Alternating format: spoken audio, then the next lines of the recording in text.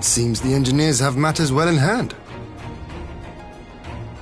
Should the barrier work as we intend, Doma will be free to reinforce her allies in Alamigo without fear of weakening her own borders. Honored friends, the time has come to put your hard work to the test. Start the generator.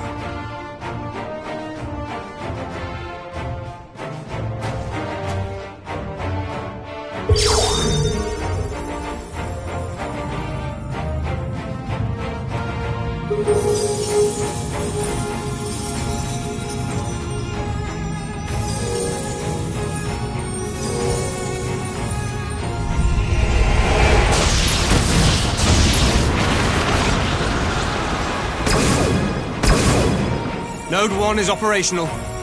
Nodes 2 to 8 are reporting similar energy levels. The barrier is forming.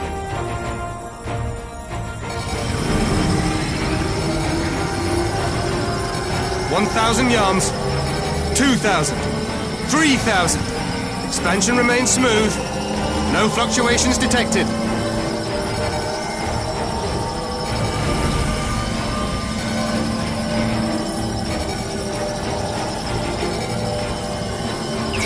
4,000. 5,000. Target altitude reached. The barrier is holding steady at 5,000 yards. We've done it.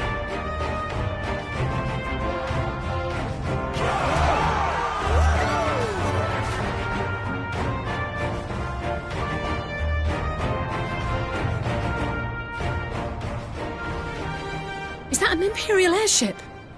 Of all the rotten timing. But this is a gift, Mistress Alize. They can test our new wall for us.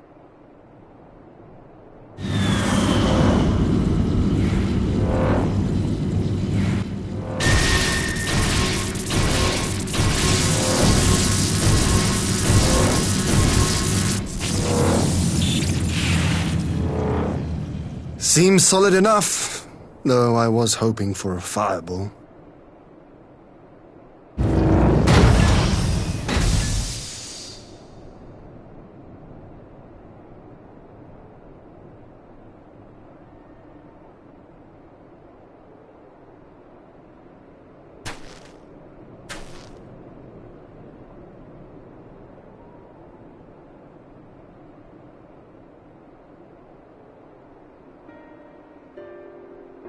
By the gods. It's Alpha, no. What are you? Let me go! He has my brother!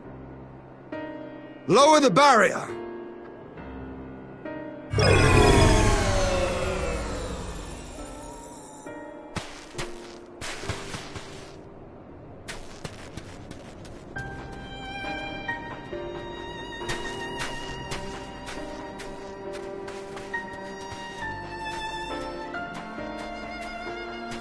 Be at ease, girl. The lad is not dead, merely locked in slumber. No, not him too.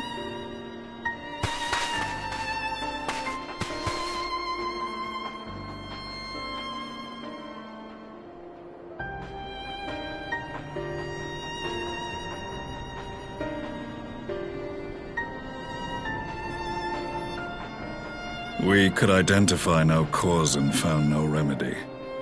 Thus I sought to return him to Doma, and into the arms of Lord Hien himself, it would seem.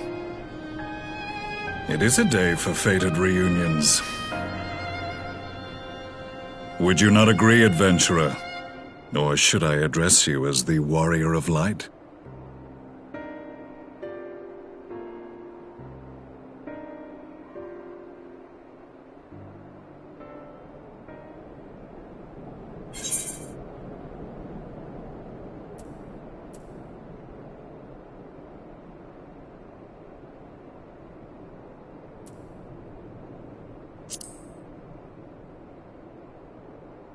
Aye, Gaius van Baelsar, the Black Wolf. That was the title I was given, one I have long since relinquished.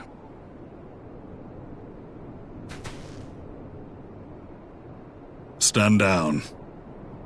The legatus of the 14th Imperial Legion died in Castrum Meridianum. I am no more than Gaius Baelsar, a man without rank or allegiance. Impossible!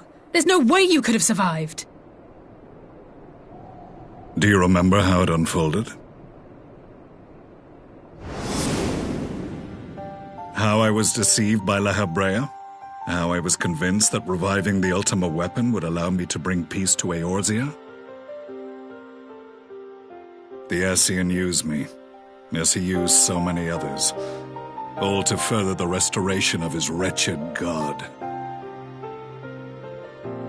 Yet even with the might of Alec at my command, you bested me. And as the Praetorium went up in flames, I was content to burn along with it. For a moment, at least.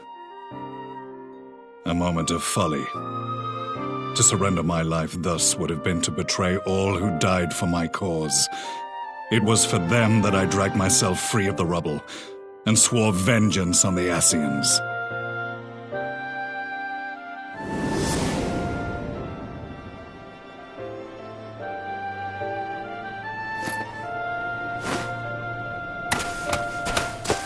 The Black Wolf has shed his pelt, never to return to Garlemald or her legions.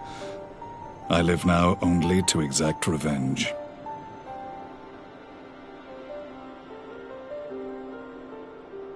My principal quarry was to be La Hebrea, whom I gather you have since ushered onto oblivion. But so many more remain. Long as their kind lurked in the shadows, laboring to sow chaos throughout our world, I would see each and every one dragged into the light and put to the sword. Are the Scions not of like mind? In this single respect, perhaps. Then I shall continue the partnership the boy began, and share what intelligence I have acquired. Among the Ascians, the black-masked ilk are subordinate to those who wear red. This you already know. Yet among the red there exists a hierarchy. Those set adrift with the shards clearly stand below those still joined to the source. Nabriales, who once dared to intrude upon the Rising Stones, belonged to the former group, and while he was indeed a dangerous foe, his powers were inconsequential next to the paragons of the Source. The first was La Hebrea, who plagues us no more.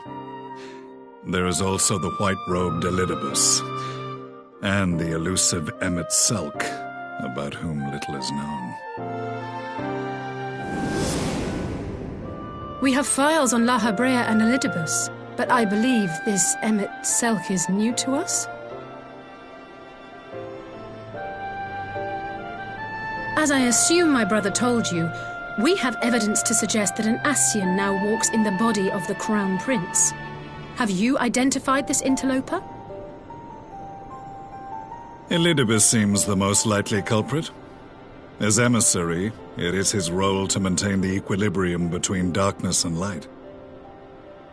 Your many deeds in Hydaelyn's name have upset the balance, and I believe he seeks to restore it by throwing his considerable power behind the Empire. As a leader of the Ascians, he is one of our primary targets. It was on the trail of this very prey that the boy and I came across the scene of a failed uprising.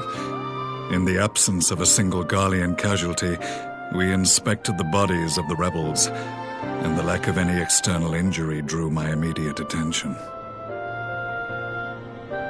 They had been slain by Black Rose, an alchemical invention of the Imperial Army. When I yet served as legatus, I ordered its production halted, and all stockpiles destroyed. Toxic gas is not a tool of conquest, but of extermination. Toxic gas? This must be the new weapon Maxima warned us about. Something deadly enough to sweep away all resistance in a matter of hours. Gods. You don't think they're planning to use this in Alamigo, do you? Put your fears to rest.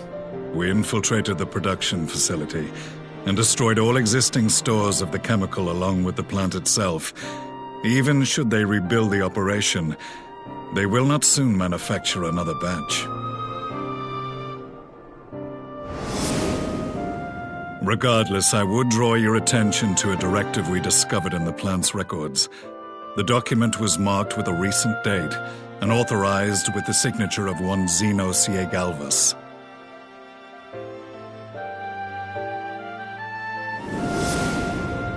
A dead man signing the death warrant for thousands. 'Tis bad comedy.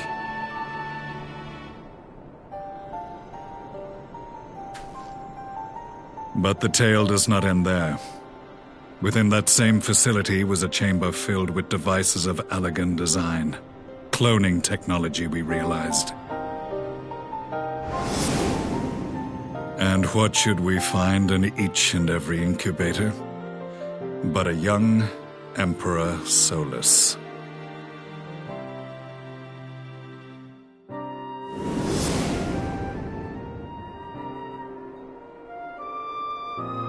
All of which prompts the question, were the Ascians responsible for these abominations, or was it the will of the Emperor?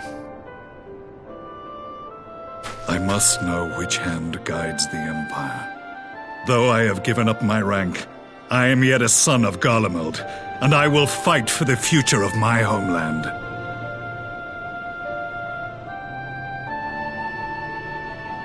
It is time I return to the hunting of shadows. We should focus on our common foe. To reopen old quarrels now would serve no purpose. You saved my brother's life, so I'm willing to let sleeping dogs lie. But in truth, it's not my decision to make.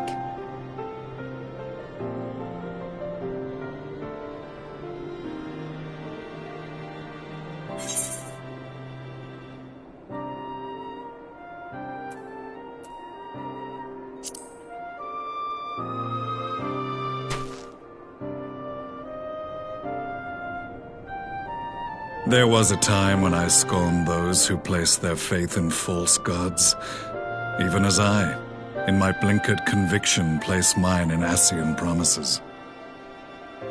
Unlike yours, my strength of will and my restraint was found wanting. We shall meet again, warrior of light.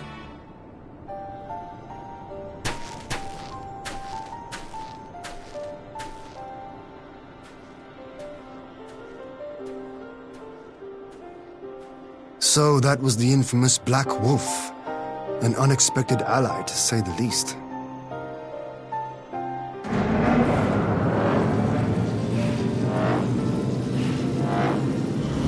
Well, I am content to leave the fine-tuning of the barrier to cleverer minds. Let us bid our friends from the Ironworks farewell, and see what can be done for Alphino back in Dorma.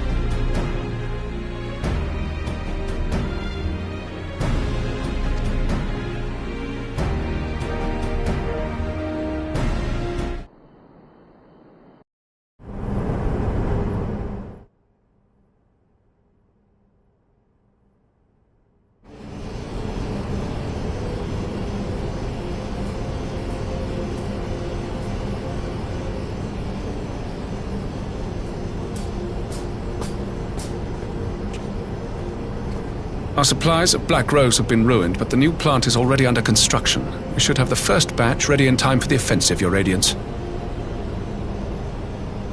See that you do.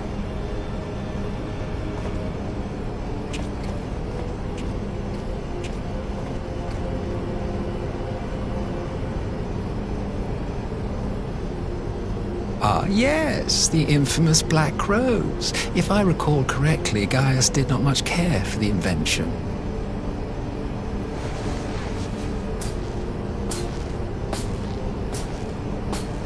A ruthless and indiscriminate weapon indeed, this airborne poison. It seems you are capable of making decisions worthy of your bloodline. With no gift for sorcery, we Garleans must look to Magitech to even the odds. If it spares the needless deaths of our soldiers and serves the cause of this empire, there is no method I would not employ. How very noble of you. Truly, though, I must commend you for embracing your role as Emperor. You play the part of the determined ruler well.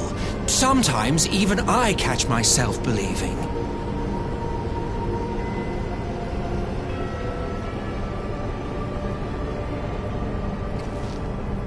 A silent agent of death. Now that I think on it, Black Rose may well possess the perfect aspect. Slowly but surely, the deluge of light has worked upon the ether here in the source, and the gas should be most susceptible to its influence. Well, I shall leave you to your own devices. Go forth and bloody the land with your grand and glorious war.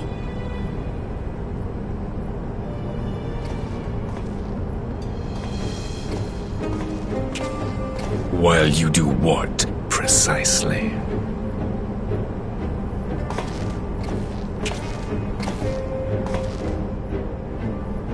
Need you ask? I will be doing what all Ascians do.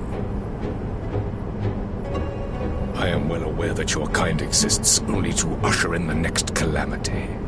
But you seem oblivious to the harm your singular agenda causes to the Empire.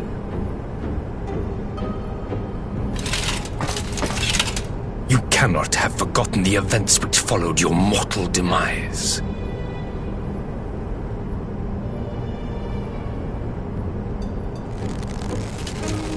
Our homeland was plunged into civil war for your failure to name a successor.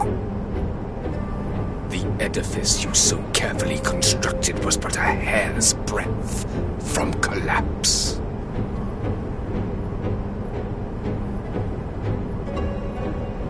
Are you truly so naive? You thought me oblivious to the consequences of a departure so painstakingly timed? It was by design? Well, of course it was. Though I will admit the resulting panic exceeded even my wildest expectations. But how can you be surprised? Throwing the world into disarray was the very purpose for which this nation was, as you say, so carefully constructed.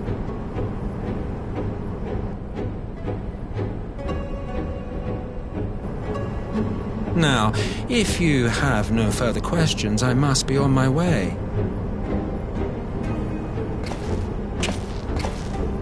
Since we may not meet again in this lifetime, it would be remiss of me not to offer a word or two of gratitude.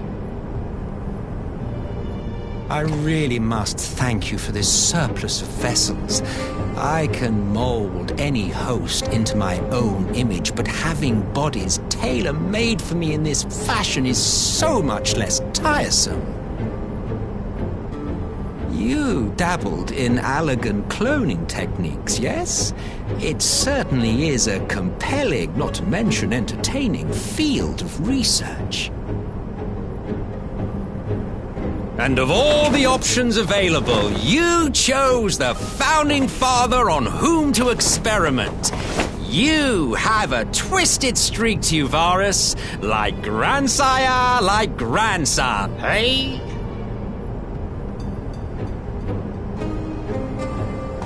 If events play out as planned, this will become something of a family enterprise.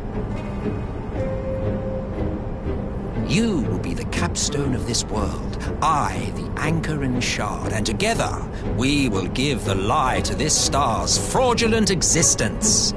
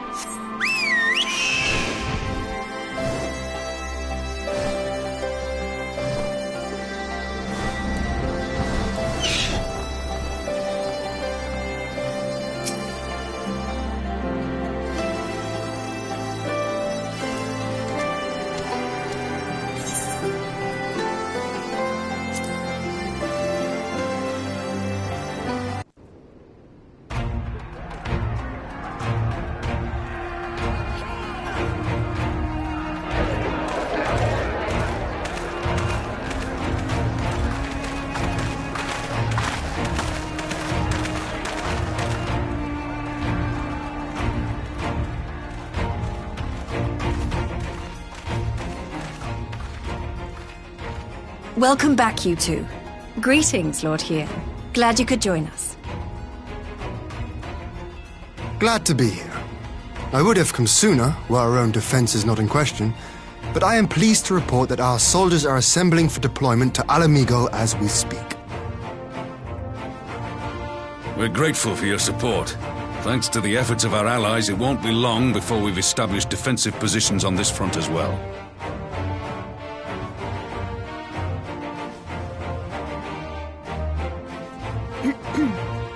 We have some good news, too. Alphino has come back to us. As for the bad news...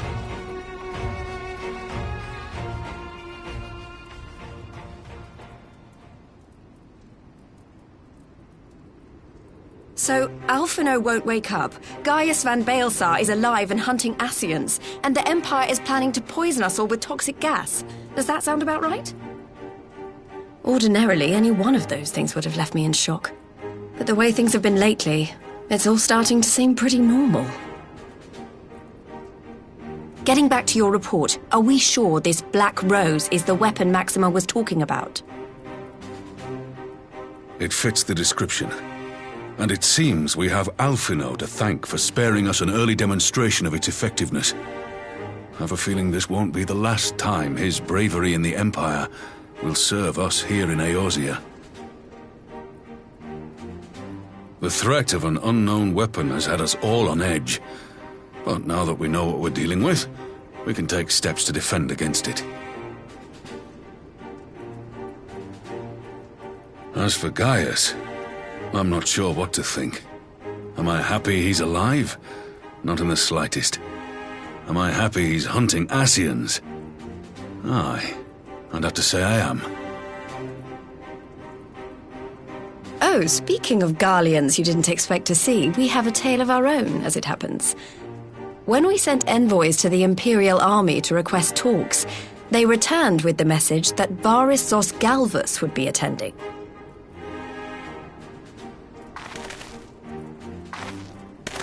The Emperor himself. Well, Varys did sanction the Popularis peace mission. But knowing that an Ascian walks in his son's skin, I do not see how we can trust him or anyone from that nest of vipers.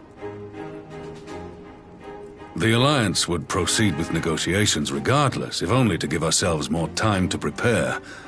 We do, however, require your cooperation.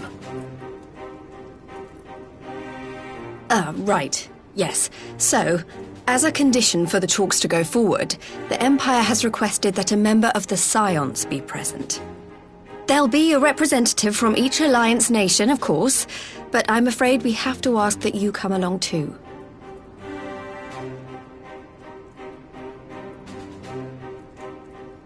Gods, Lise, you know how much I hate politics.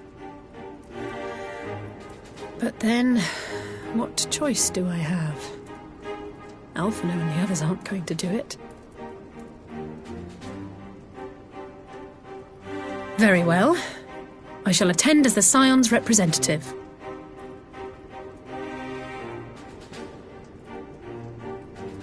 In case you're wondering why I didn't ask you, the Empire also requested the presence of Eorzea's champion.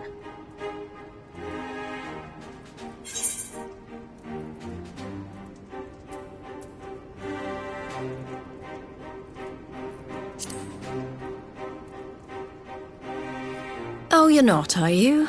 Come on, if Alizé can put on a brave face, then so can you.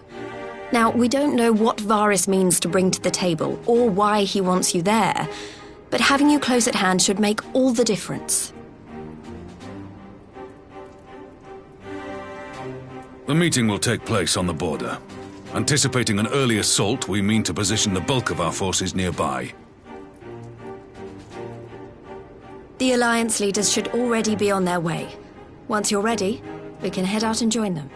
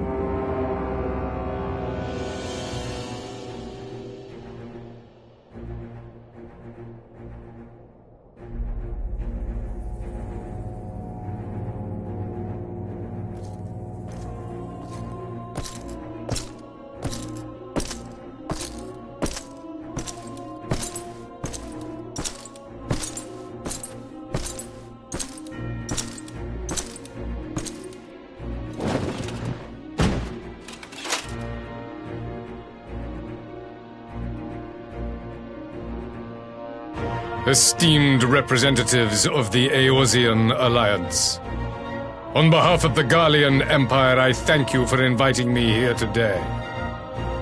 As this parley was convened at your request, I invite you to speak first. Very well, Your Radiance. I, Nanimo Ulnamo, 17th in the line of Ul, should be pleased to oblige you. As recent events in Alamigo and Doma have made plain, the subjugation and exploitation of neighboring nations is not a sustainable policy. Should this day end in war, you may very well defeat us, but you will never extinguish the people's desire for freedom. Though it may not be in our lifetime, there will be another revolution, another war, and the cycle will continue. Doma has entered into a concord with the nations of Eorzea, a partnership wherein we recognize one another as equals. Garlemald could be afforded similar treatment. You need only set aside your ambitions and join us in paving a path towards peace.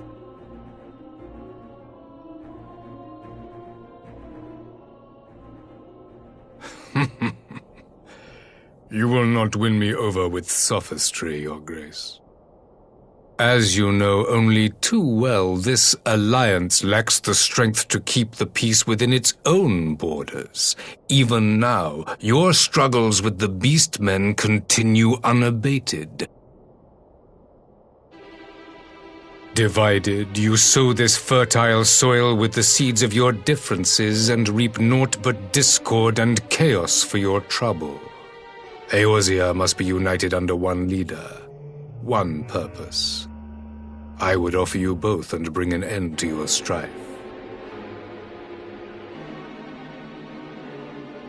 With all due respect, Your Radiance, the only thing that you offered the people of Alamigo was fear and hopelessness. The citizens of Doma can also attest to the meager arms of imperial rule. There is no purpose to be found in a life of oppression, each day more uncertain than the last. Our people are willing to die for their freedom. A great many already have, and countless more will, if we don't put an end to this madness here and now.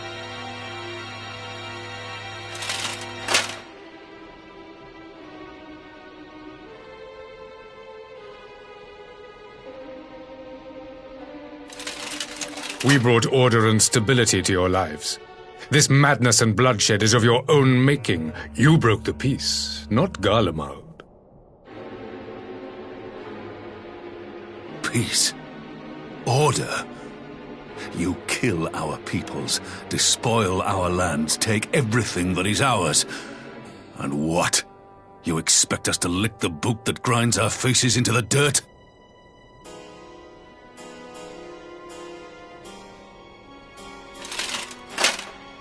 I expect you to weigh the costs. To recognize that countless lives have been lost on both sides in pursuit of a greater good, and to not squander all we have achieved in a fit of petulance.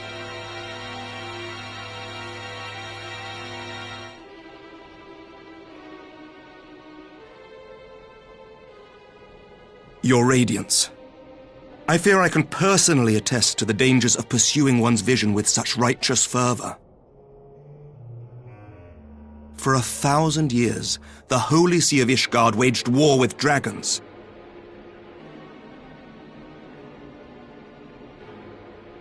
A 1,000 years of sacrifice, of sorrow and hate, in which we bathed in the blood of friend and foe alike. Had it gone on any longer, we may well have drowned. Yet we have chosen to raise ourselves out of this bloody spiral, and have since made peace with our former enemy. So I understand. No doubt the dragons were more receptive to your overtures in the wake of their leader's demise.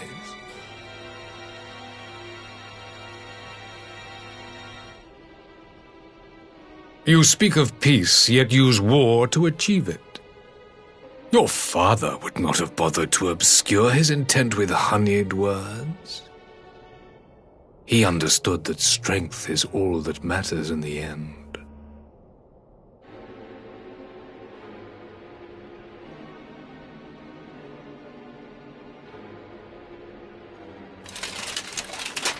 Without his clarity of vision, I can but wonder what will become of Ishgard and her people.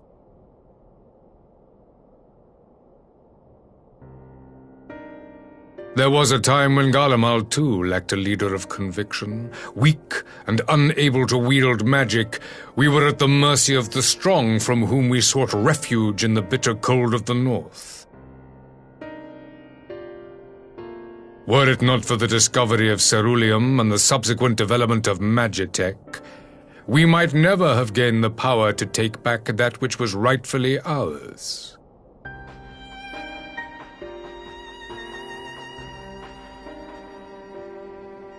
You speak as if your people were the first to have been driven from their homes. Limsa Lominsa was built by wayward souls in search of a place to call their own. On the shores of Vilbrand we found it, and from those humble beginnings did we grow and flourish. And all without robbing our neighbours of their liberty.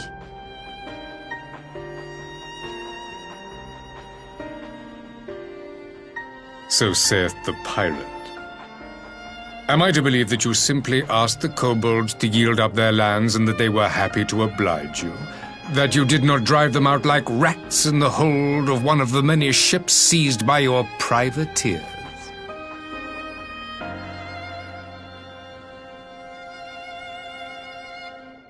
I will concede that after centuries of exile, reclamation may be mistaken for invasion. Nevertheless, it is not. And those who till stolen soil have no right to object when cast out in turn.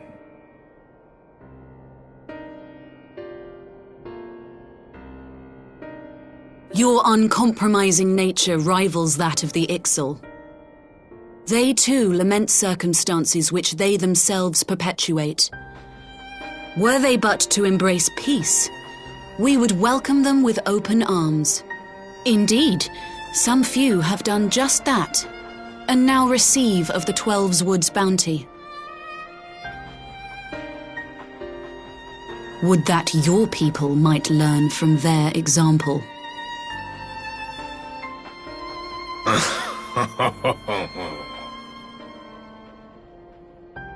You dare compare us to the Birdmen? You who thought to invoke the 12 and threaten all of creation?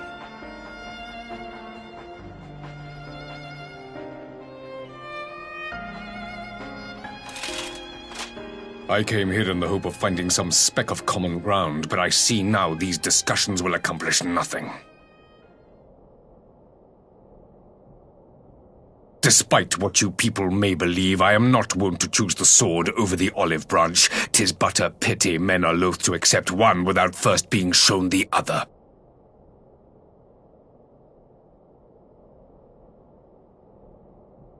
Wait! I beg you. This meeting was supposed to be a chance to find a way forward together, not to bemoan the missteps which brought us here.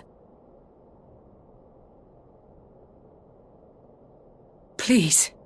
If you truly consider violence a last resort, there must be a way we can come to an agreement.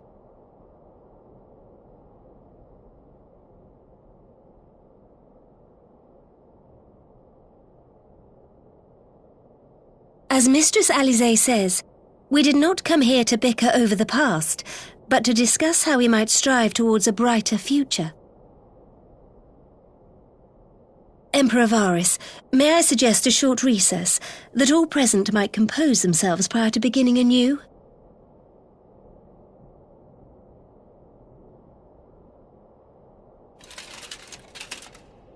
Very well. I pray this intermission will suffice to move these talks in a more constructive direction.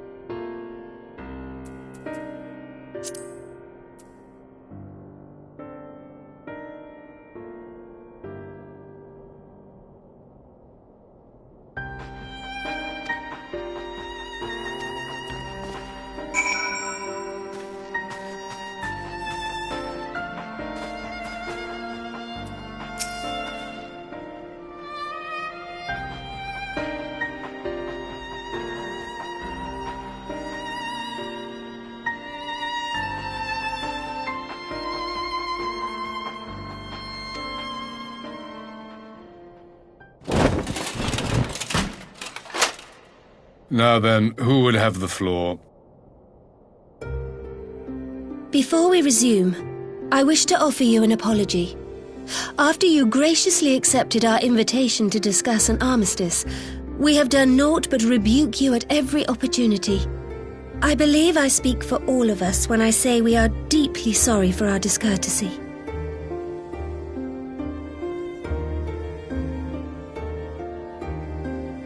I'll admit your familiarity with our affairs surprised me, and served to remind me how little I know of yours. I think all here can understand the desire to reclaim one's homeland.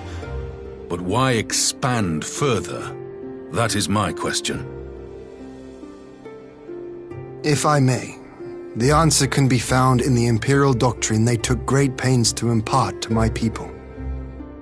Recognizing the threat icons posed the world, Solus Zos Galvus decreed that they were to be eradicated. To this end, he began a campaign to unite all lands under the Garlean banner. Or so we were taught. Yet the Emperor only reached the burn, the barren said to have been laid waste by icons, after conquering all the lands that lay between. What is more, I am quite certain the practice of summoning was not nearly so widespread in the days before the Empire's founding. When you put it like that, it all starts to sound like an excuse, doesn't it?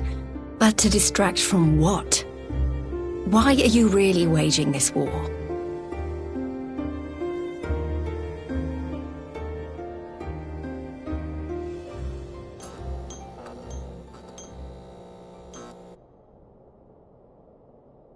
Finally, you ask the right question. I can but hope you heed mine answer and at last accept the righteousness of our cause. My goal is this: to return the world to the way it once was, the way it was always meant to be. In doing so, mankind will be made whole once more.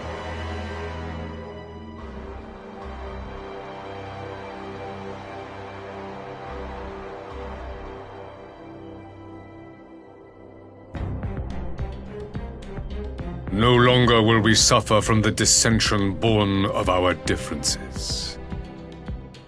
There will be but one race, a perfect race, as we were when time began.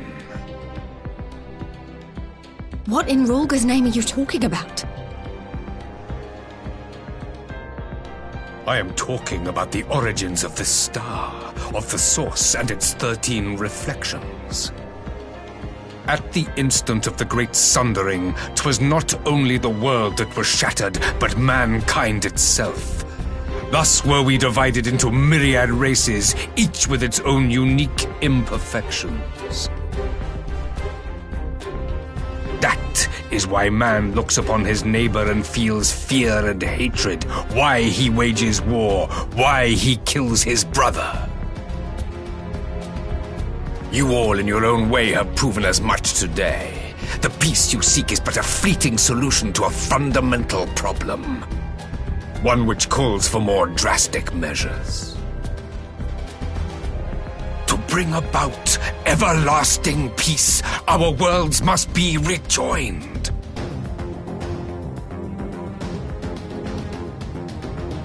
That is the goal the Empire would see realized. The glorious future unto which we shall one day shepherd mankind.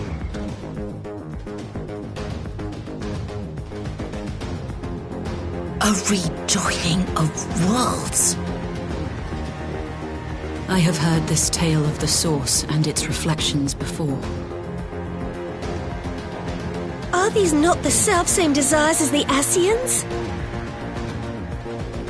Emperor Varys, do not trust in their words. They will lead you to your doom. My father thought to use them, but in the end he succumbed to their temptations.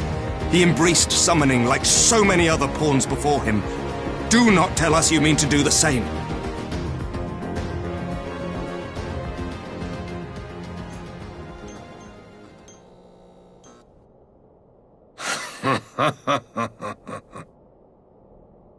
To be a pawn, free from the burden of choice, would be a blessing.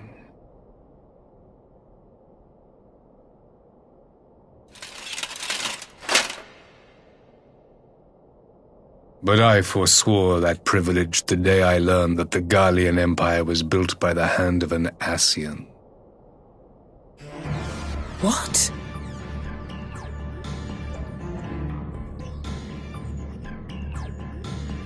Yes. My grandsire, the former emperor, is of their number. And who better to build an empire capable of bringing about the calamitous change we desire? Would you condemn me for this alliance, for bowing to the will of these shadowy masters, when the prize is true and lasting peace?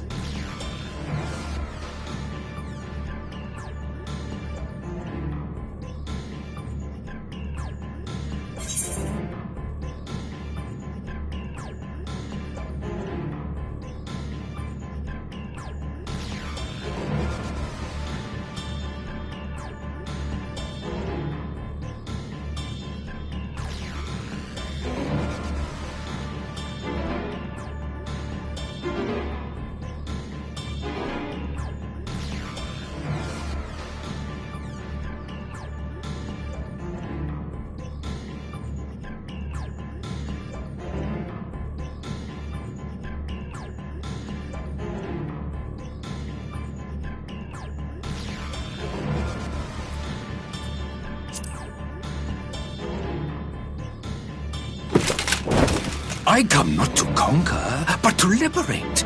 To free man from the prison of divergence. Imagine a world united.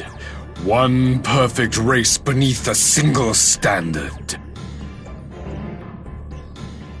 An army before whose might these servants of darkness and light would fly as leaves in a storm, never again to meddle in man's affairs.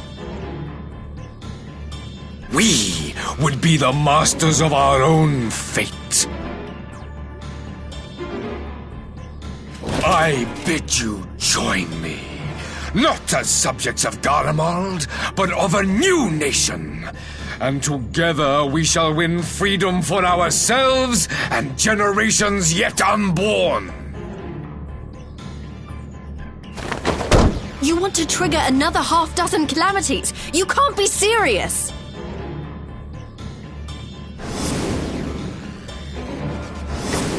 Have you forgotten how many died? There will be no one left! Do you truly imagine we would aid you in your bloodletting? It is unthinkable! Unconscionable!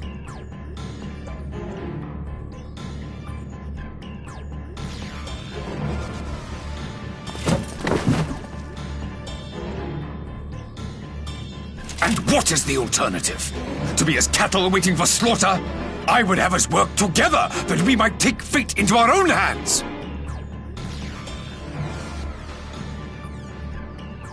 Into your hands, perhaps?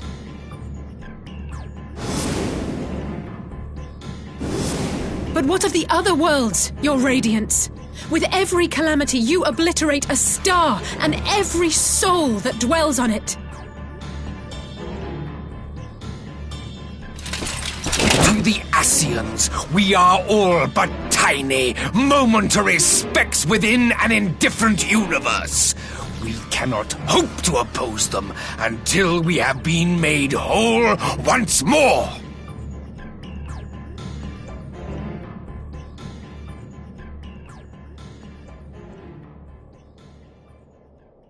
Are these truly the words of Garlemald's ruler? The flaws and foibles which you so abhor are what make us who we are. Every nation, even yours, Emperor Varys, is made whole through the combination of these imperfections, the strengths of one compensating for the weaknesses of another. While it is true that man succumbs all too often to anger and avarice, he may yet overcome his baser instincts through the forming of bonds with others, fostering community and cooperation. That the protector of an empire should not only reject these fundamental truths, but seek to change them at so dear a cost to life is indefensible. Such a man is not fit to govern.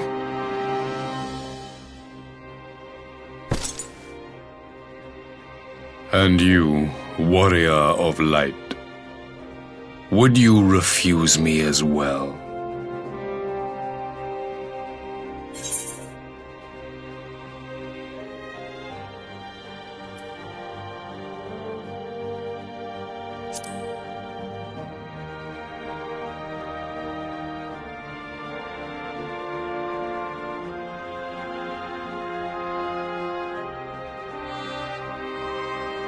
It would seem the Alliance is of one mind on this matter.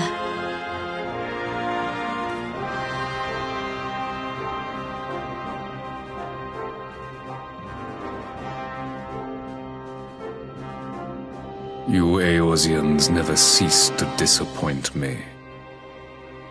Though I suppose I have only myself to blame for expecting more from savages.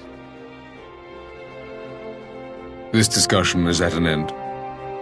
I bid you make ready for our next meeting. It will not be at the negotiating table.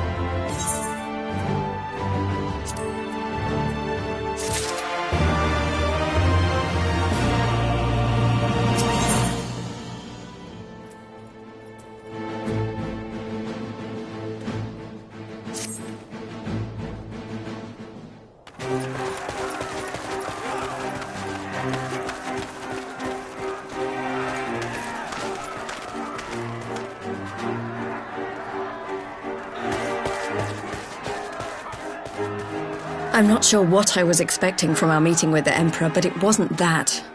Still, at least we know now what he's really after. Aye, a future built on a mountain of bodies.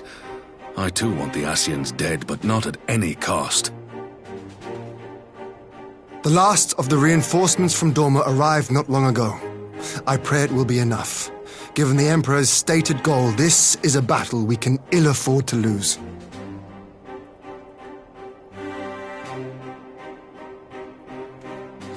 If the Gallians come in force, we may not have much say in the matter, even with our combined strength. We knew from the first that the odds would be against us. But if there is even the slightest chance of victory, we must do everything in our power to seize it.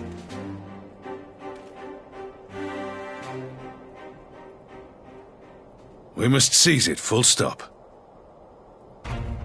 Here!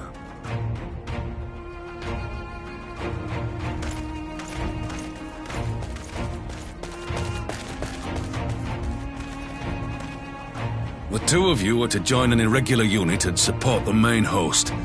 I won't bother asking if you're minded to fight. After coming this far, how could I not? And for once, there's no one around to countermand me. Not that they would. Not even my brother. But we all know who'll really make the difference. Ready to frighten some Garleans?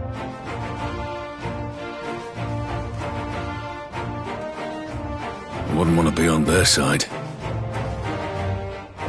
Might I ask you to accompany the Dorman contingent? They are strangers here, and your presence would do much to raise their spirits.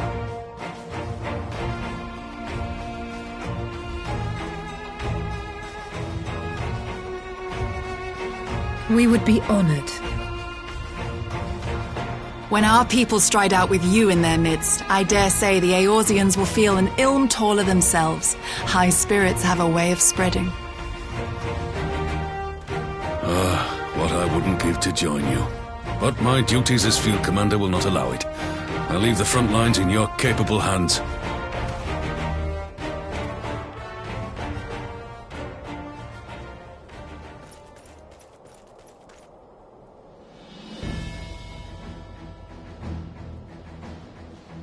Comrades, ready your arms. The hour of battle has come.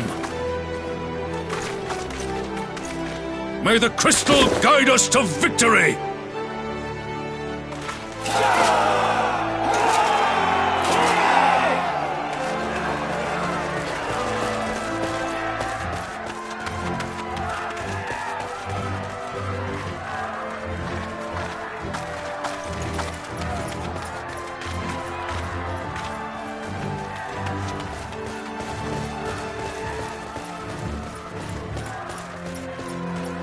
Since the others couldn't be here, we'll have to fight twice as hard.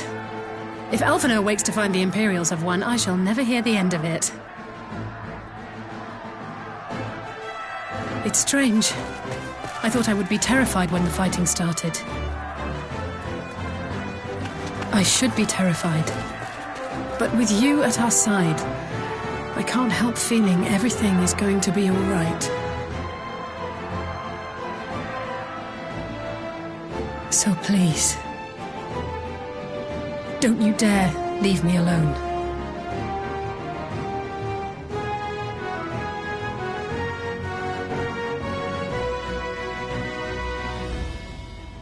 No matter what happens, we have to survive together.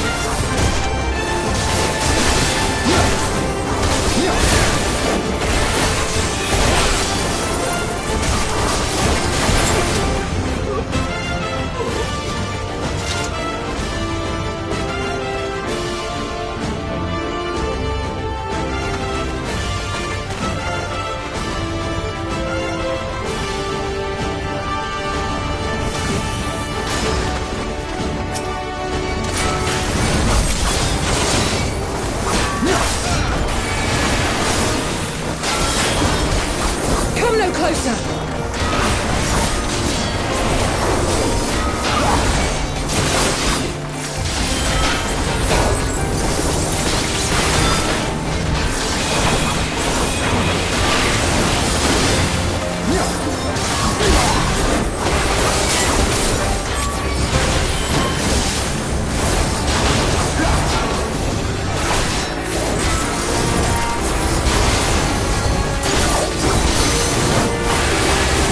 You shall fall soon enough! Take that!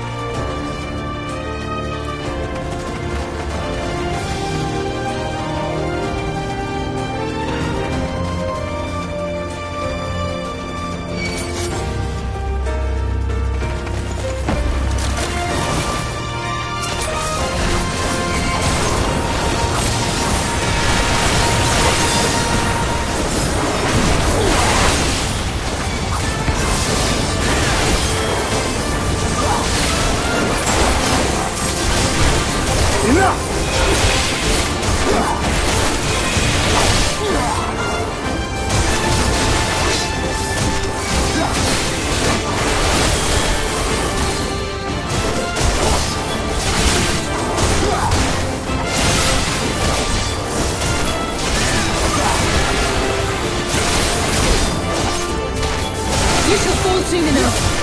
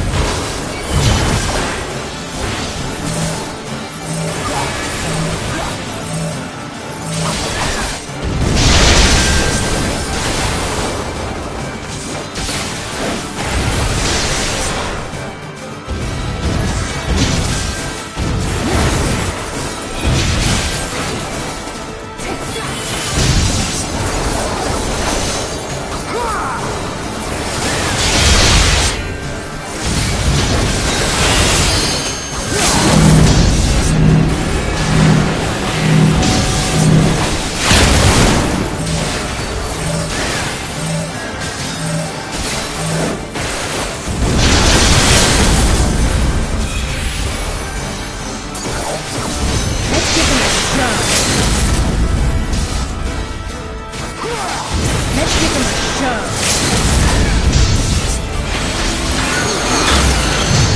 Let's give them a show.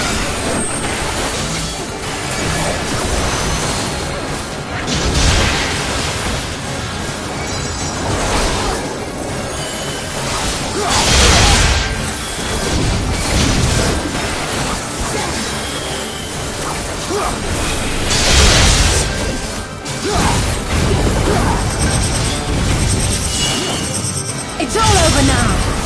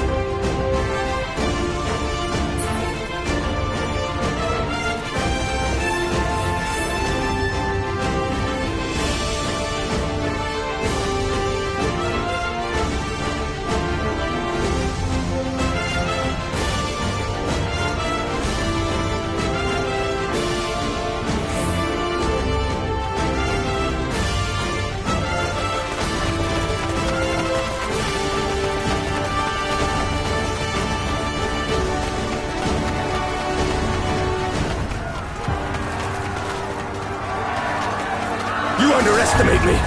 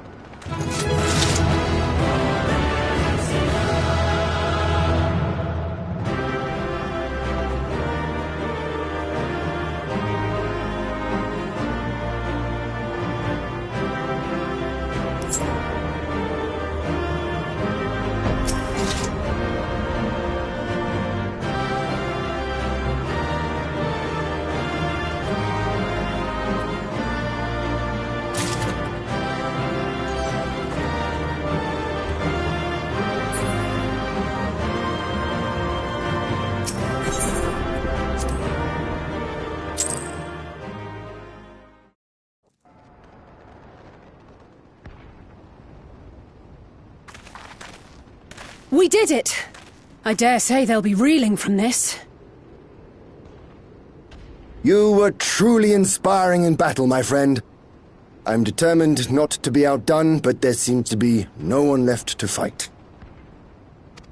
A tactical withdrawal, perhaps? We should give chase.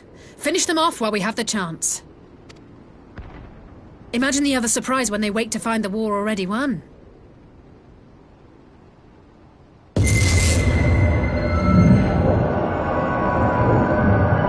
The light will expunge all life. Only you can forestall the calamity. Throw wide the gates. No! No! No! Not like...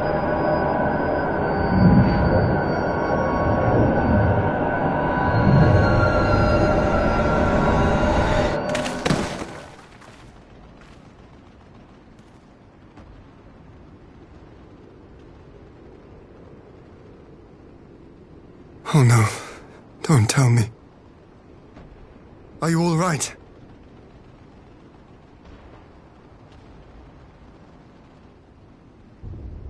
Quickly! We must get her back to the encampment.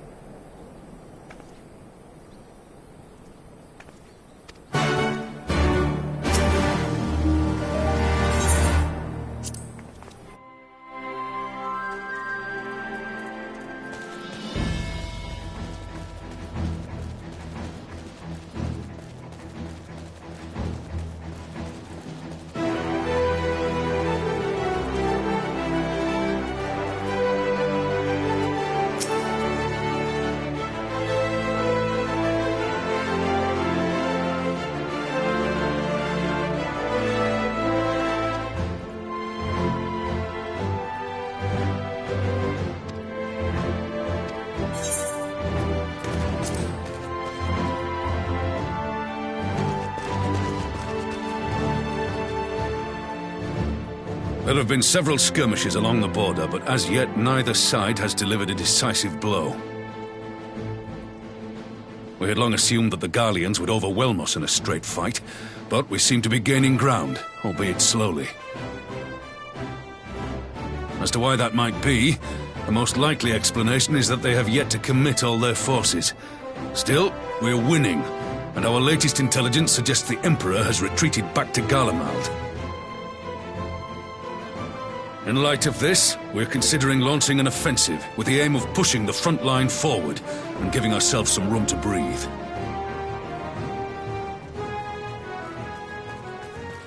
Commander! The Imperials! They've broken through our defenses to the east! What? Our scouts say their forces are being led by Lord Xenos. Lord Heian and Commander Hext have taken their troops to provide support, but we don't know how long they can hold out. So, they've been biding their time, waiting for his arrival, have they? Very well. Send word to our allies, requesting reinforcements for the front line.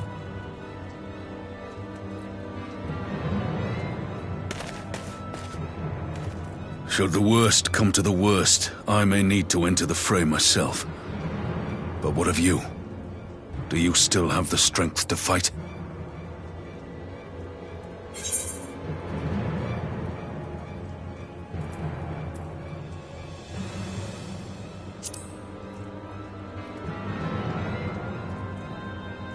He may not die as such, but to see Lord Xenos fall on the battlefield would deal a heavy blow to Imperial morale.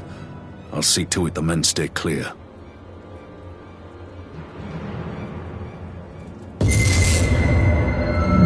Why won't they open? Please, I bid you open!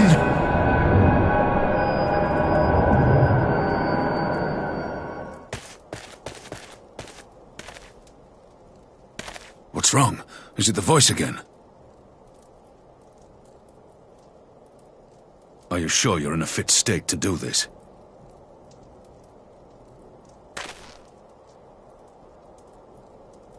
May Ralga grant us strength. Give 'em hell, lad. I, for my part, will defend this place to my dying breath.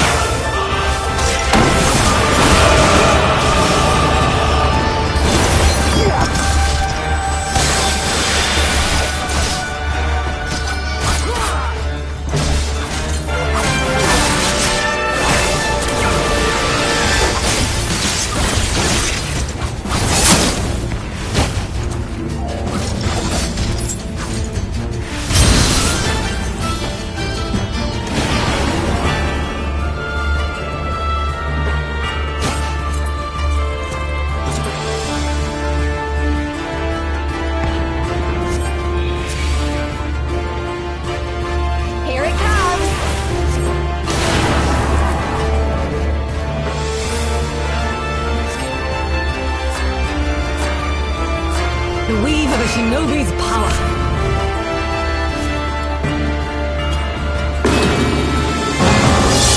The art of my forebears.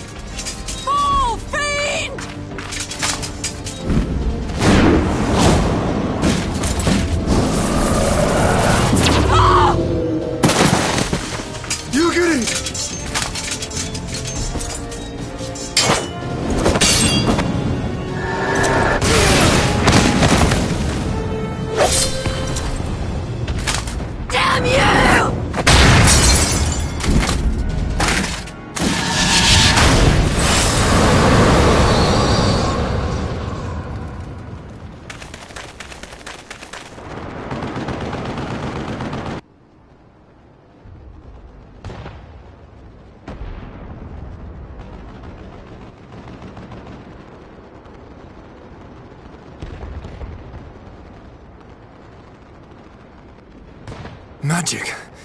With a Garlean body? That's hardly fair.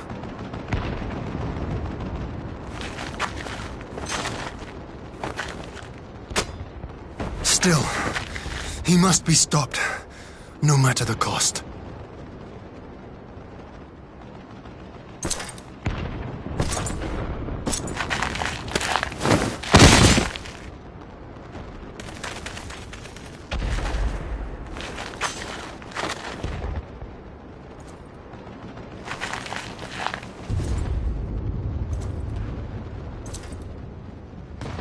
Ah, bringer of light. It has been too long.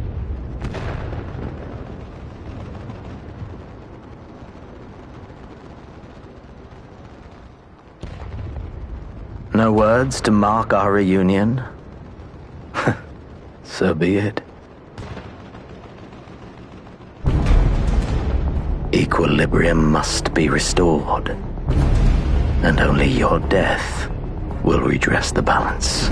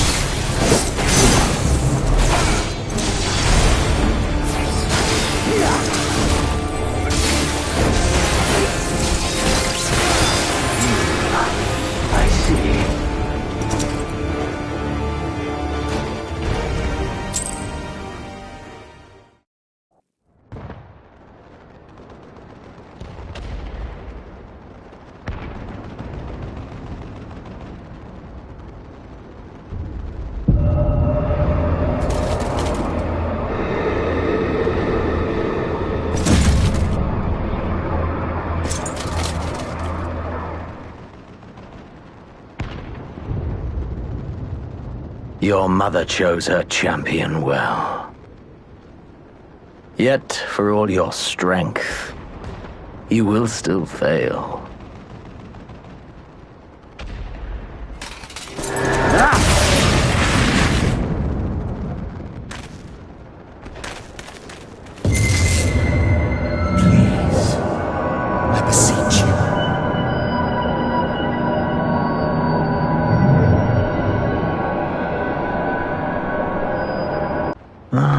Someone calls to you. Too late, alas.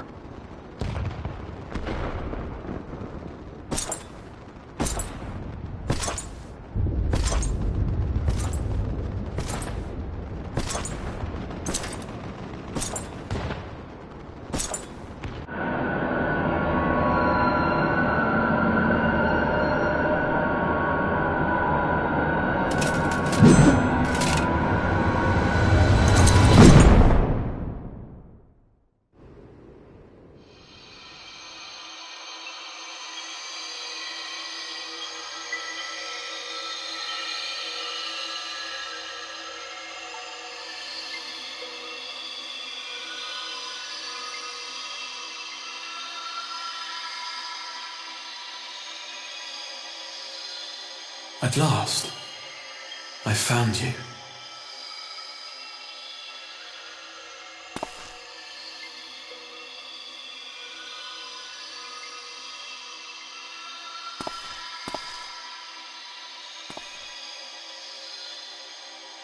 Please, there's no cause for alarm.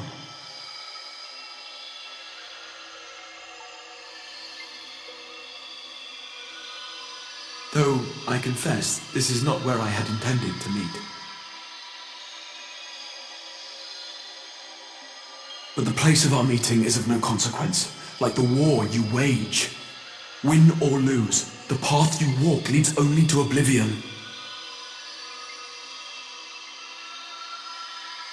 The better path leads you here, to me. I have need of your strength.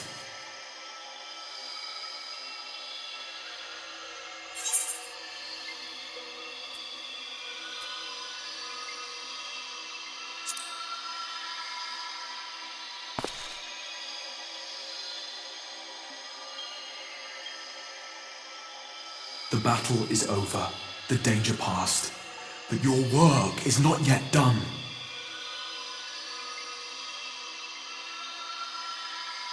Go to the Crystal Tower. I have left something for you near its base. It will serve as a beacon of sorts, one which I pray will help you on your journey.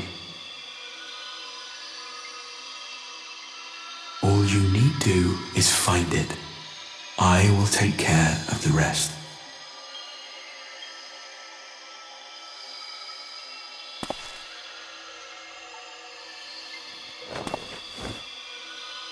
Soon, we will throw wide the gates. And the path to the first will be yours to walk at last.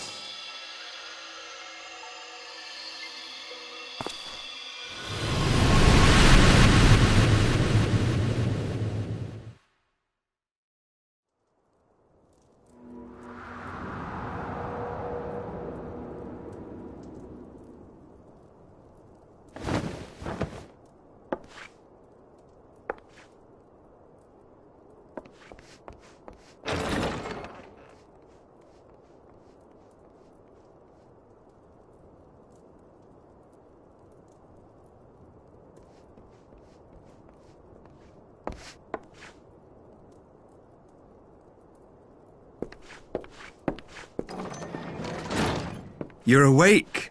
Thank heavens.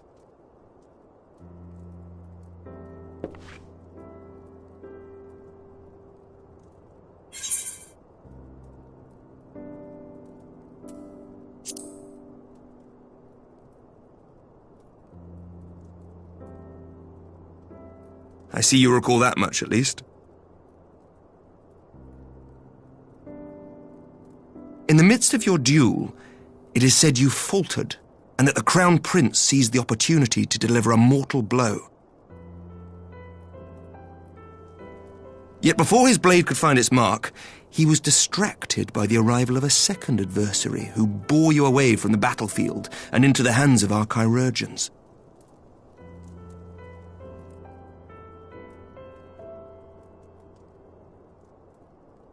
Lest you wonder, he left before you awoke. As is his wont.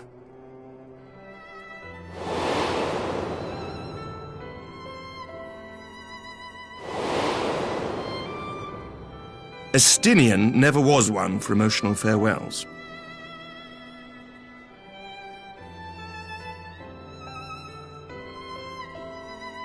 Though Xenos bested all before him, the battle clearly took its toll, for he retreated shortly after your rescue. Seeing this, the remaining Imperial forces decided discretion was the better part of valor and pulled back, allowing us to re-establish our position. We have since received word of renewed unrest in the provinces, doubtless inspired by the efforts of the Eorzean Alliance and our Far Eastern allies. Nor does the good news end there. We have also come into possession of intelligence suggesting unrest within the Imperial Court.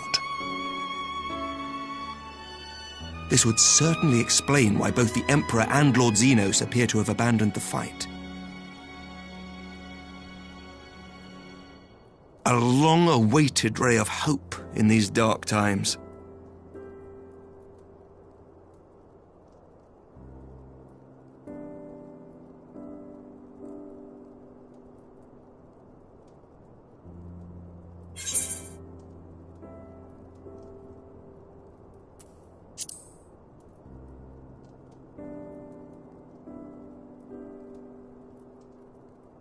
Yet to awake, I'm afraid.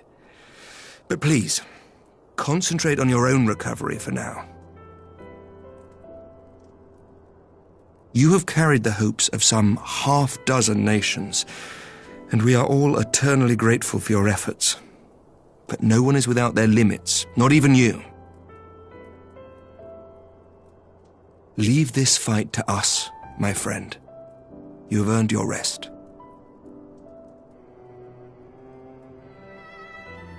But before I forget, I was asked to deliver a message as soon as you awoke.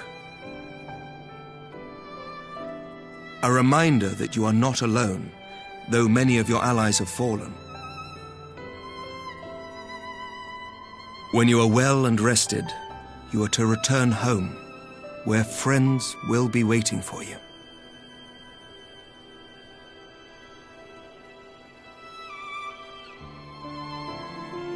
Now, if you will excuse me, I must return to the front. May we meet again soon, under happier circumstances.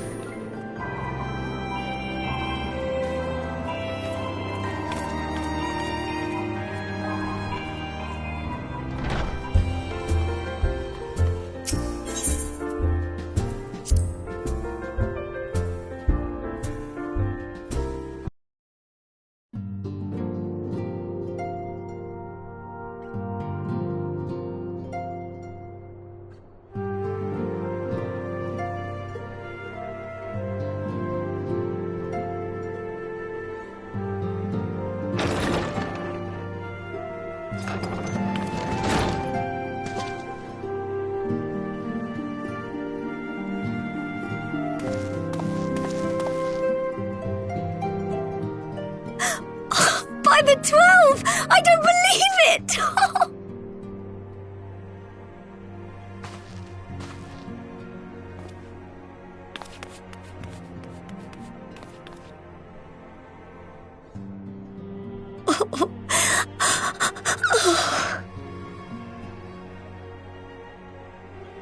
I rushed back as soon as I could. I swear, my heart nearly stopped when I heard you'd collapse like the others. What in heaven's name is going on?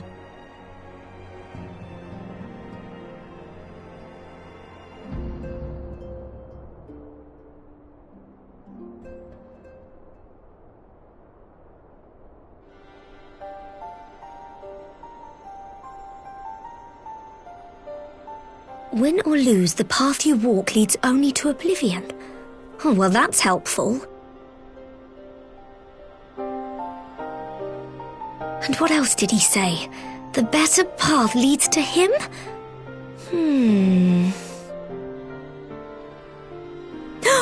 If his is the voice you've all been hearing, perhaps the others are with him. Sir Emmerich said the fighting had reached a stalemate, didn't he? But if that monster masquerading as Xenos comes back... Thancred, Y'shtola, Urianger, Alphino, Alize... You're going to need all of them on your side to defeat him. And I forbid you from going to face him on your own, do you hear me?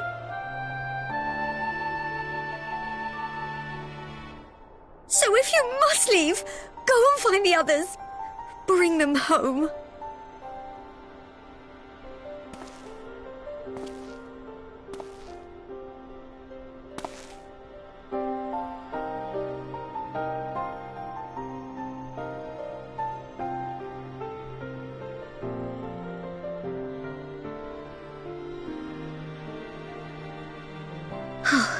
As for where to start, you said the stranger had left a beacon for you at the Crystal Tower, right?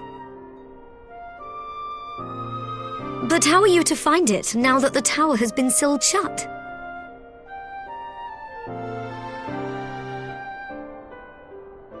There has to be a way.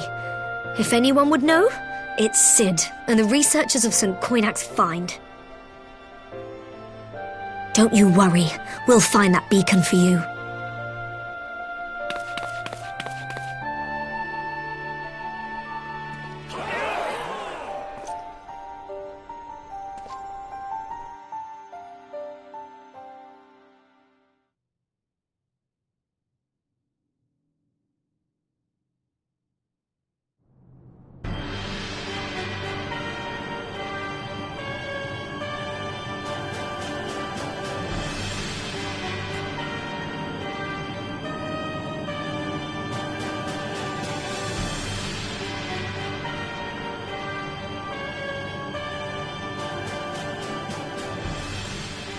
I pray you have good reason for abandoning the front. How could I remain there while the rumor that my son is possessed by a demon spreads like a sickness here at home? I will not be made to fight for the throne a second time. But what of you? Did you not tell me you would destroy Eorzea's champion with the ease that one might swat a fly?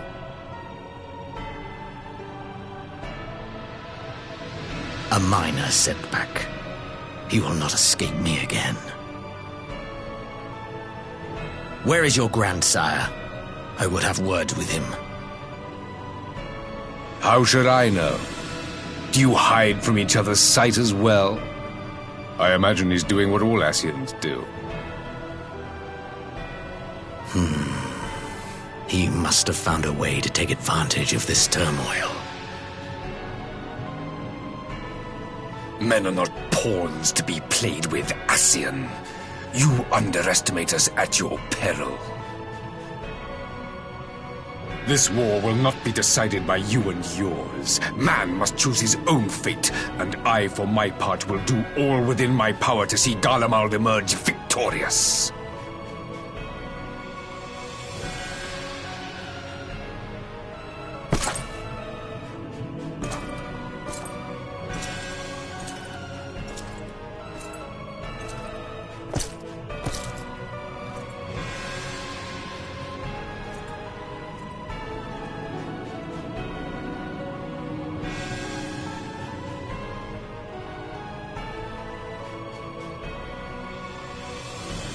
Pray forgive the intrusion, Your Radiance, but the requested preparations are now complete. We stand ready to begin production of Black Rose upon your order.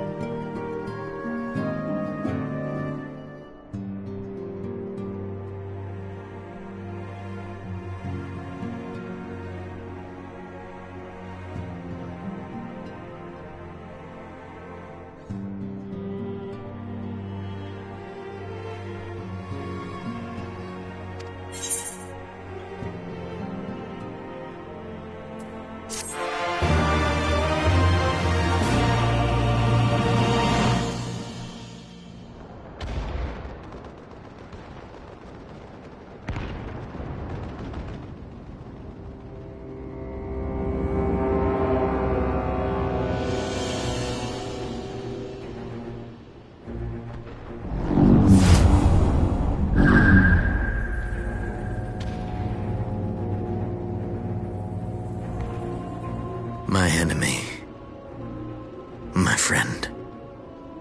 Had I been but a step faster.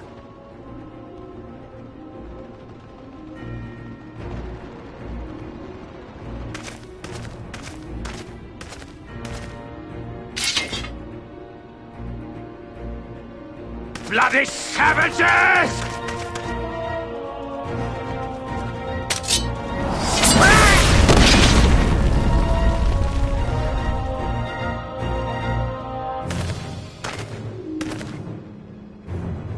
A pity your hunt leads you elsewhere. Not that I am surprised. May you find joy in it. Grow stronger, more savage, and savor every triumph.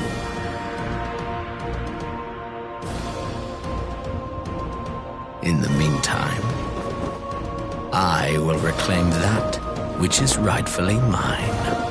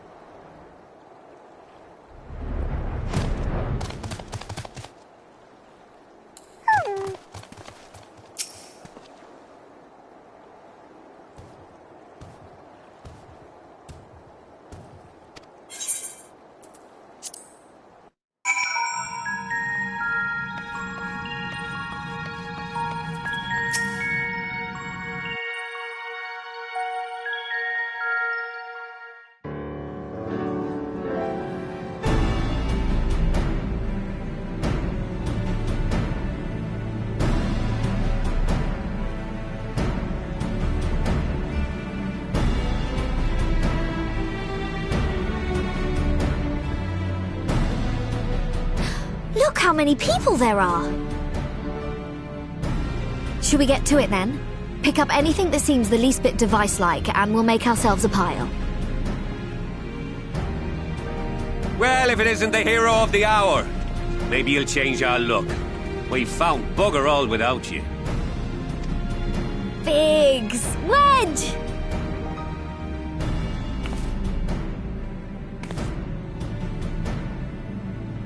Aye, aye. Well, we could hardly say no to a call for aid from the Scions.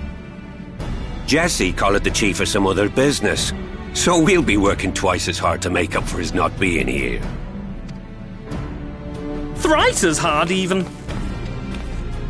Thank you, both of you. I'm sure we'll find that beacon in no time.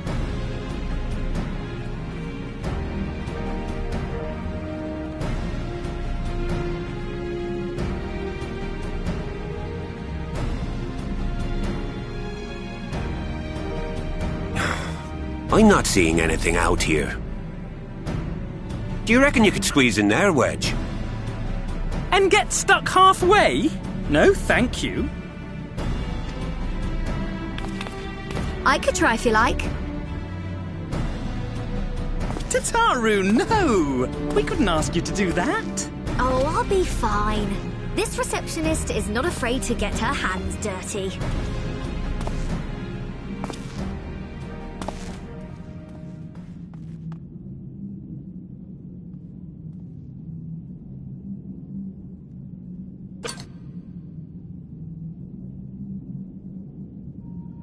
Sorry, I meant to say, the scholars haven't finished their preliminary assessment of the site yet, so we're not supposed to venture too far in. What's that you got there? Now that looks promising. Isn't that the Ironworks symbol?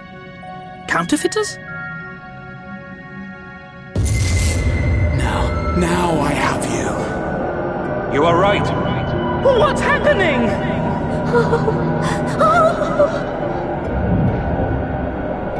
Stay with me. Focus on my voice. Let expanse contract. Eon become instant. Wait, this must be it. The device. Oh, this is supposed to happen. Throw wide the gates that we may pass. Oh, safe journey, warrior of light. Find our friends and bring them home.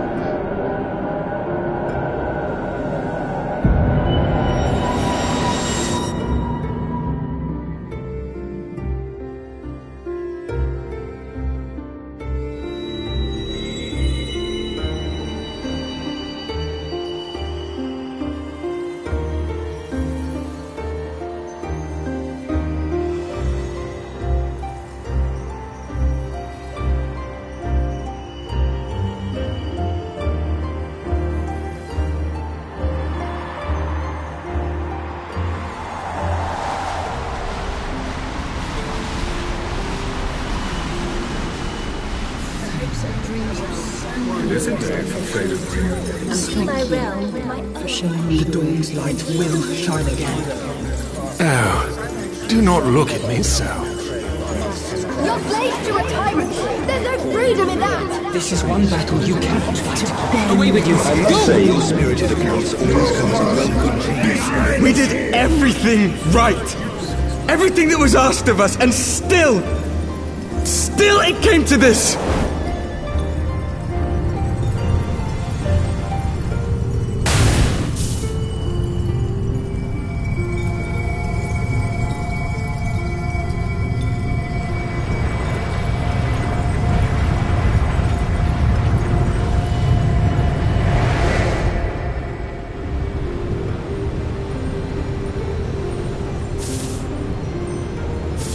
Your time has not yet come.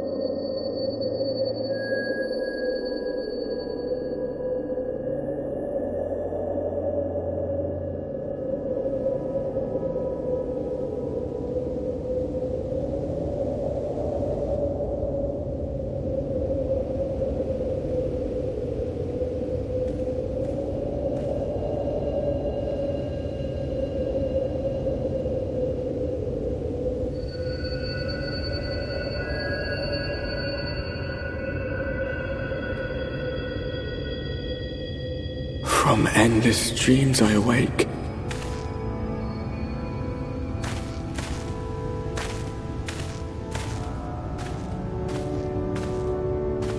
Something vague, yet urgent, calls me to action once more.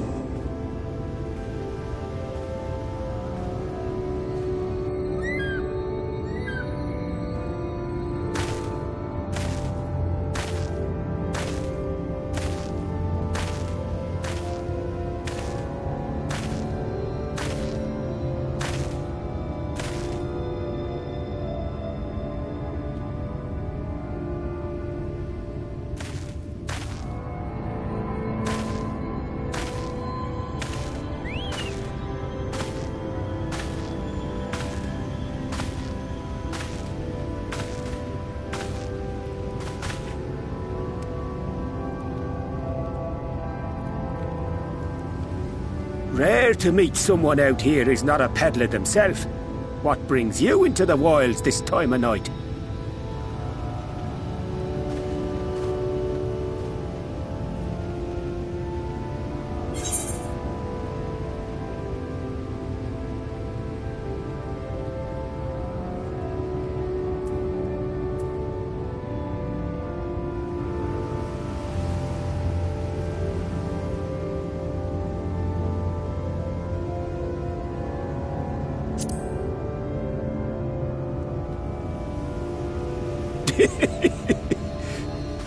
Well, if it ain't the oldest joke in the book.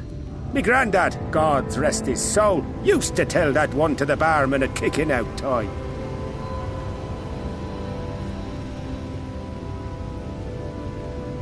And when, pray tell, did we last have a dark night? You rotten old drunk, you, he'd reply. Yeah.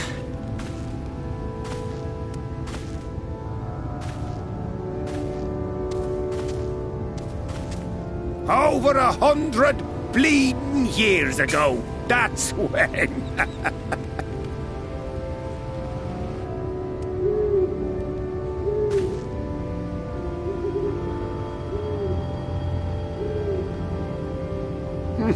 You got that look down to a T. I'd almost think you meant it. Ah, got to you, did they? Poor beggar. That explains it then.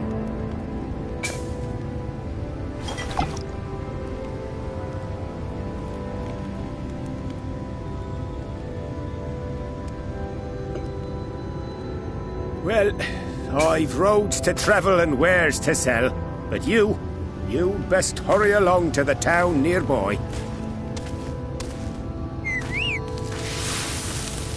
Just head east through the trees and aim for the Shining Tower. You'll find the place soon enough. 'Tis the biggest settlement for malms around. Go on now, friend. They'll take good care of you in the Crystarium.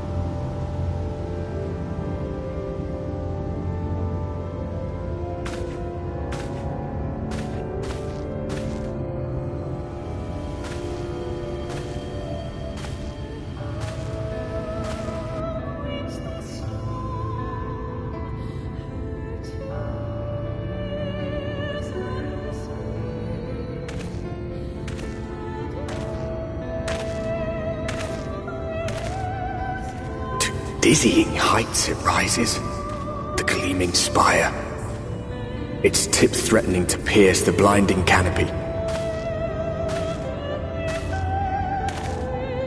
There, it will all begin anew, between dark and light, the pure and the corrupt, the one true struggle.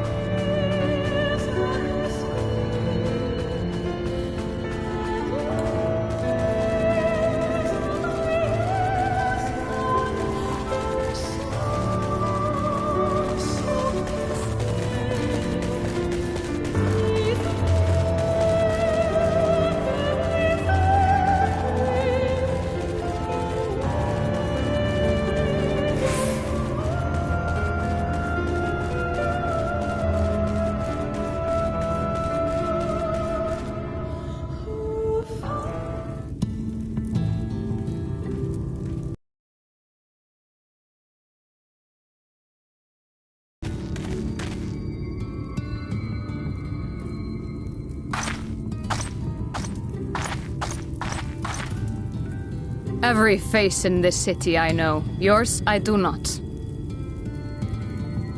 This is the threshold of the Crystarium, stranger, and I am its gatekeeper. If you would enter, you will answer my questions.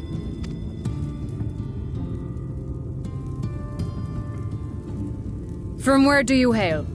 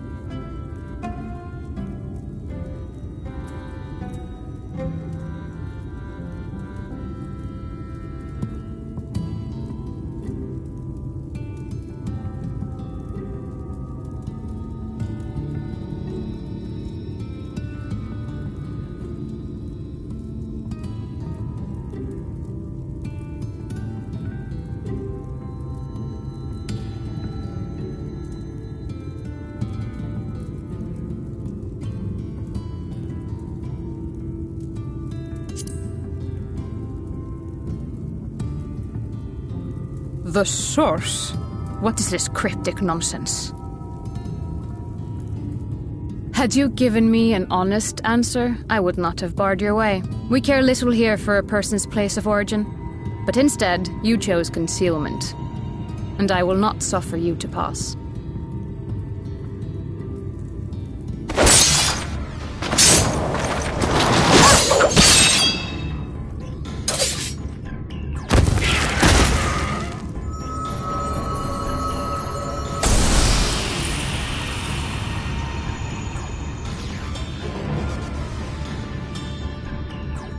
That one had eaten.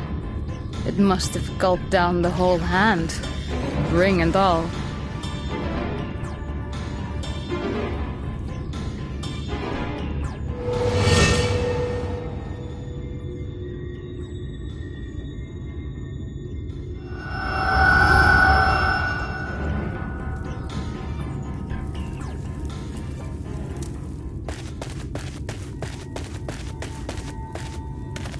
Everything all right, Captain?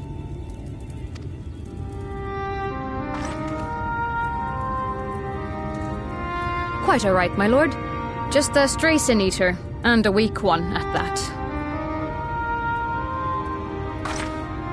I see. Weak or not, we should be on the lookout for more.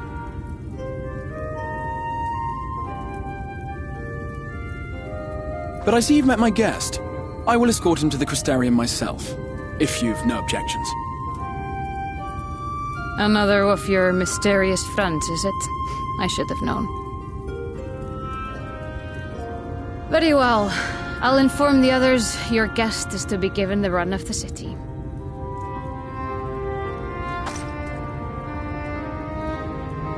Pray forgive my less than cordial welcome. May the rest of your stay with us be a pleasant one.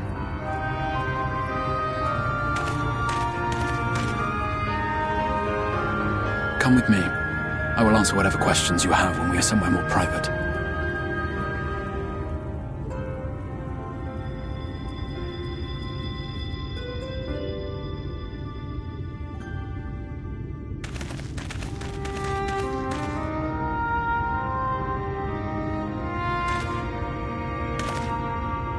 Right then, before we plunge into the wheres and wherefores, let me first thank you for answering my summons.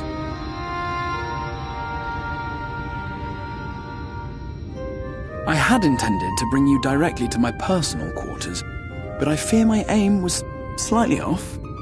That you are still able to make the crossing unharmed is a great relief. And so, we come to the question of where. The realm in which you now find yourself belongs to one of the 13 reflections, or shards. The first, to be precise, even if its inhabitants are largely oblivious to the fact. As to wherefore, having been awarded the rather grandiose title of Crystal Exarch, I, in my capacity as caretaker of the Crystarium, thought to seek the aid of you and your companions.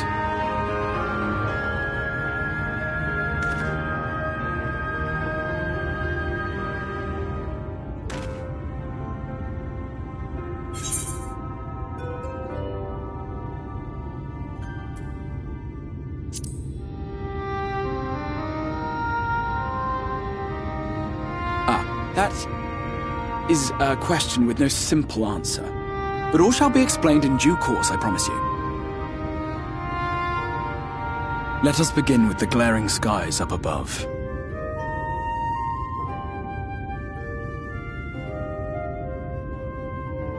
Here in the first, the world has been all but consumed by primordial light. It began a century ago, by this realm's reckoning. A luminous flood swallowing everything in its path. More than 9/10 of this star was lost. And the fortunate few who survived are hounded by abominations born of that catastrophe even now.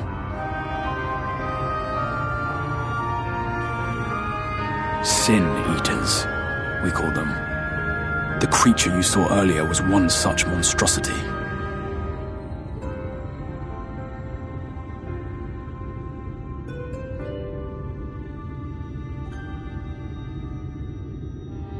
It was to save the first from this menace that I learned to bridge the rift between worlds, that I might call upon the aid of the greatest of heroes.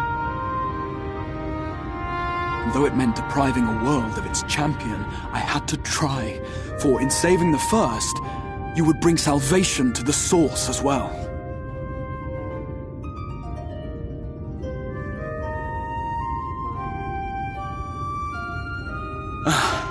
But what manner of host harangues his guests in the middle of the road? Let us continue our talk within the Crystarium.